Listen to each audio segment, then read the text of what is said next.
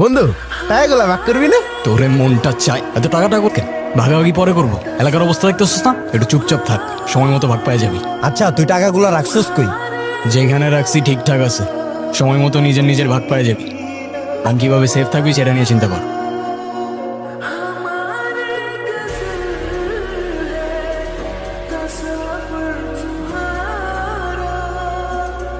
অভিনব কৌশলে হেদায়েতপুর থেকে দুর্বৃত্তরা এটিএম বুথ ভেঙে লুট করেছে লক্ষ লক্ষ টাকা।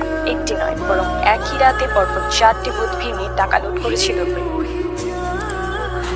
আচ্ছা আমরা যদি এলাকা ছেড়ে চলে যাই তাইলে তার কোনো রিস্ক থাকে না। এলাকার এক পা বাইরে গেল, সন্ধ্যের তীরটা সবার আগে আমাদের দিকেই থাকবে। কিরে কি হয়েছে? আমার কিন্তু অনেক বুক কাঁপতাছে। সব চ্যানেল পত্রিকায় সব জায়গায় খালি একটাই নিউজ, আমরা যদি ধরা পড়ে যাই আমরা এখন কি করবো? এই থামবি তোরা, এত ভয় লাগলে আগে বলতে পারস না?